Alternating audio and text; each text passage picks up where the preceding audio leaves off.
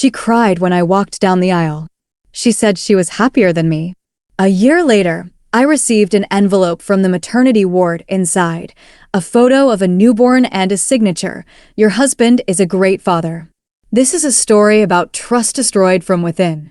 About how two of the closest people, a husband and a best friend, can ruin not only a marriage but faith in humanity itself.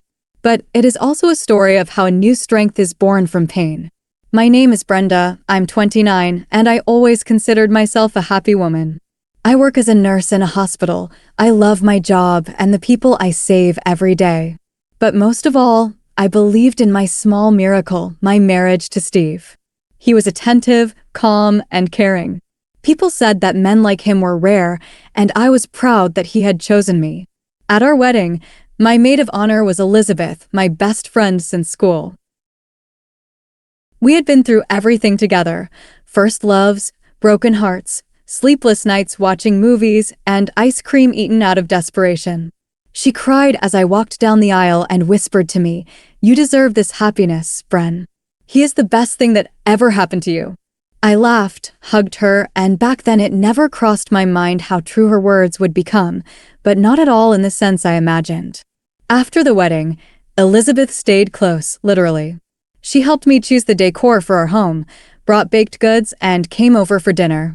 Steve joked, "We're like a TV show now, a married couple and a best friend, all in one package." I just laughed, because I trusted her like a sister. I didn't even suspect that one day, this very trust would become my biggest mistake. The first months after the wedding were a true idol. I woke up next to Steve, made coffee, and he joked that the scent of my shampoo was his favorite home fragrance. We set up our apartment, argued about where to hang the pictures, and laughed when neither of us could put together the IKEA furniture. Elizabeth came often. Too often, but back then I even liked it. She was always around, helping choose curtains, bringing wine after my night shifts, and staying to have dinner with us. She would say, "Bren, I just love how well you and Steve get along. You're a real team." She took photos of us and posted our joint pictures with the caption, "My favorite people on the planet." We had become like a mini family. When I was tired after work, Elizabeth offered to help. She'd feed the cat, bring groceries, or stay a while until you get back. Steve joked, "Your friend practically lives here more than some of our neighbors." But he didn't object. On the contrary, he seemed happy when she was around. Sometimes I caught myself thinking that they shared too many inside jokes. They could spend hours discussing TV shows I hadn't watched or memes I didn't understand. But I wasn't jealous. She was my best friend, and he was my husband. When I told Elizabeth the first was thinking of changing jobs because the night shifts were draining me, she replied, "Don't worry, I'll always cover for you. I can drop by to see Steve if he needs anything, so he won't be alone." And I thanked her. Because back then, I still believed that happiness meant trust. I didn't realize that under the guise of help, something entirely different was beginning to seep into my home. One time, I came home from work earlier than expected. It was around 9 in the evening. I was supposed to work the night shift, but a patient was discharged, and they let me go. I quietly opened the door to our apartment, hoping to surprise Steve. But the surprise was waiting for me. The living room had dim light, music was playing, and I heard familiar laughter. Steve and Elizabeth were sitting on the couch, too close. She was holding a glass of wine, and he was showing her something on his phone. I froze in the doorway. "Oh, you're home already?" He smiled, slightly flustered. "We were just watching a show." "Yeah, a show," Elizabeth added.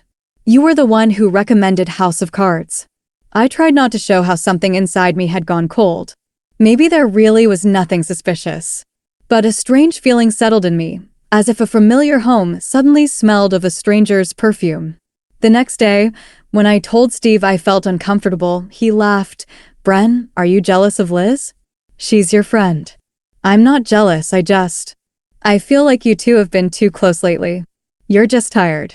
And besides, she comes to support you, not me." And he hugged me so sincerely that I began to doubt my own sanity. But the bell ringers kept sounding. Messages with her name on his phone. He changed M to yell. Laughter in the hallway when I stepped out of the bathroom. And phrases like, Elizabeth recommended a new haircut for me. Elizabeth said I have good taste. She was always around, even when I didn't ask. And every time I tried to talk about it, he said the same thing. Bren, you're just exaggerating. We're all friends.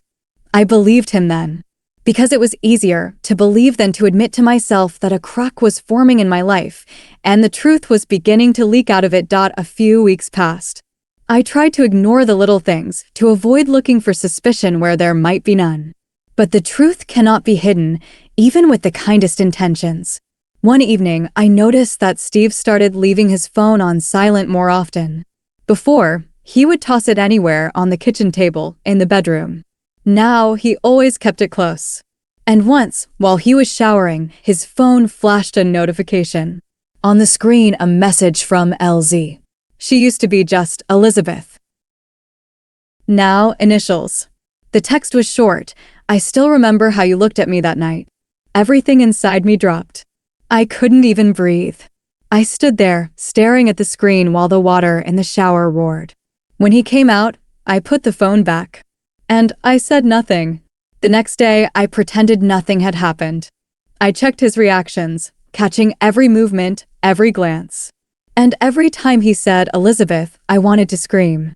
One day I said, Steve, haven't you noticed that Liz barely talks to me lately? She's busy. Work, projects. We call each other sometimes to find out how you are doing. You call each other to talk about me. He looked uneasy. Don't make a drama out of this, okay? Don't make a drama. That phrase felt like a knife in my chest.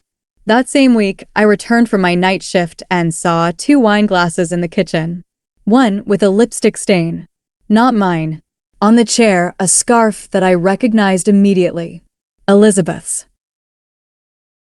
Steve assured me, she just stopped by to drop off a box of things for you. At 2 a.m? We were working on a presentation. She stayed for a minute. I was silent. Because when something breaks inside you, it's not accompanied by a scream. It's a silence. A cold, heavy, airless silence.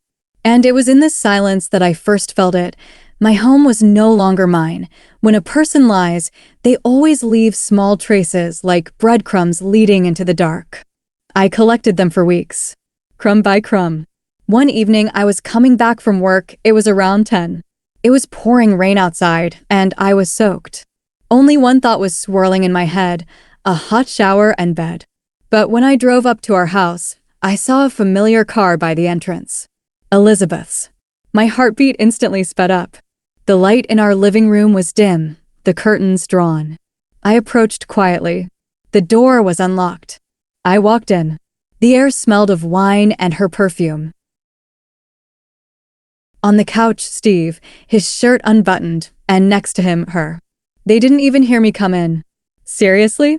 I asked calmly, but my voice betrayed a tremor. You don't even try to hide it anymore? Elizabeth abruptly stood up, the blanket falling from her shoulders. Brenda, it's not what you think. And what do I think, Liz? That you're here praying together. Steve stood up, his face pale. Bren, listen, I can explain everything. I laughed. Loudly. Bitterly. Explain? You'll explain why your best friend is in my house, in your shirt, when I'm at work. Elizabeth lowered her eyes. It just happened. We didn't mean to hurt you. It felt like someone had hit me. We didn't mean to hurt you. It sounded like an excuse from thieves who only regret getting caught. I looked at them and everything in me burned. Everything I had ever loved was standing before me, crumbling like ashes. Take everything you want, I finally said. But you have already stolen my nerves, my nights, and my trust. I won't give you anything else. I grabbed my coat and walked out into the rain. Steve was shouting something after me, but I didn't listen. Only one thought echoed in my head. The worst thing isn't that he cheated. The worst thing is that she knew how much I loved him. After that night, I went to my sister's place. No suitcase, no plans, no words. Just a wet coat and an emptiness inside me that rang louder than any explanation. Steve texted for a few days, first long messages, then short ones, then completely dry. You misunderstood everything. We just made a mistake. I need to think. And then silence. Elizabeth didn't respond at all. She just vanished. Her number was out of reach, her social media pages deleted. Mutual friends said she seemed to have moved to another city. No one knew where. A few weeks later, I received a letter from a lawyer. Steve was filing for divorce. No explanations. No meetings. I signed the documents in silence. The first few months, I lived on autopilot. I ate, slept, went to work, but everything felt filtered through thick glass. At the hospital, my colleagues felt sorry for me, asking if I was holding up. I replied, yes, I'm just learning to breathe again. One day, I accidentally heard someone say, "Seen Steve? They say he's working in Seattle. And apparently, he's not alone." I didn't ask anymore, because honestly, I didn't want to know. I just wanted the pain inside me to stop. But pain doesn't just disappear. It waits for its moment to return on the calmest day. And it returned exactly a year later when I received a card from the maternity ward. Exactly 1 year had passed since the night I left our home. I had finally learned to live without him, to wake up without tears, to drink coffee without thinking about how he liked it with vanilla syrup, even to smile, sometimes sincerely. I rented a small apartment near the hospital where I worked. Everything was calm, familiar, almost sterile, like a ward after a storm. And it was into this calm that the past came knocking. One morning, I found a white envelope with no return address in my mailbox. Inside, a greeting card. On it, pink baby footprints, hearts, and a message, "Congratulations on the birth of your daughter." My heart stopped. I flipped the card over. On the back, a photograph of a newborn. A little girl with dark hair and two familiar eyes. And beneath the photo, the signature, "Your husband is a great father." The world around me vanished. I stood in the middle of the kitchen, feeling like the floor was giving way beneath me.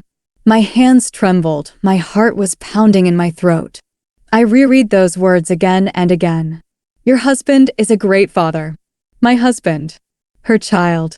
And suddenly everything fell into place. Her disappearance. His coldness. Their silence. They didn't just betray me. They built a family on the shards of mine. I sank to the floor, clutching that damned card. And for the first time in a long time, I laughed through the tears, through the pain. Because this wasn't desperation anymore. It was the laughter of clarity. Thank you, Elizabeth. Now I know that in this story, I didn't lose, I freed myself. After that card, something clicked in me. No explosion, no hysterics, just complete silence. It was as if someone inside me had turned off all emotions, leaving only cold clarity. I didn't call Steve. I didn't look for Elizabeth. I didn't write a single word. Because why talk to those who long ago showed you who they were? Instead, I decided to do something I had never done, think about myself. I transferred to a private clinic where I was offered a job as a volunteer coordinator. It was harder, but it gave me purpose. I helped people who had experienced loss, death, divorce, illness. And when they thanked me for my support, I just smiled quietly. Because I knew what it was like to fall apart and piece yourself back together. Over time, the pain turned into fuel. I launched a small online project for women after the storm. We supported each other, sharing stories of survival after betrayals and divorces. Within 6 months, the page had thousands of subscribers and women were writing, "Your story gave me the strength to leave my abuser. You have no idea how much you helped me survive." I began to feel proud, not for surviving the pain, but for turning it into something living. And it was then that I accidentally saw Steve. We crossed paths near a shopping center. He looked older. He looked tired, his eyes empty. He was alone. "Brenda," he said softly, "you look incredible." I smiled. "Thank you.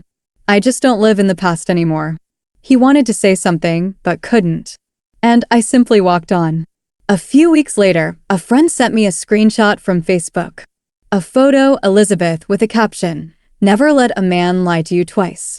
Because the second time, it's no longer his fault." I looked at that post for a long time and understood their happiness had crumbled. I didn't have to do anything. Their punishment came naturally. And I just kept living. 2 years passed. 2 years without him, without them, without the past. I had become a different person, calm, confident, the kind of woman who could no longer be broken. My project, After the Storm, grew. I started receiving invitations to podcasts. Women wrote to me from all over the world. I told them how I survived the betrayal and that the main thing is not revenge, but one's own recovery. And just when I thought all this was behind me, he returned. One evening, I walked out of a coffee shop and Steve was standing by my car. Older, worn out, with the same eyes, but without the spark that once ignited me. "Hi, Brenda." His voice trembled. "I saw your interview. You've changed." "Yes," I replied calmly. "Because I had to survive you." He swallowed, looking down. I made the biggest mistake of my life.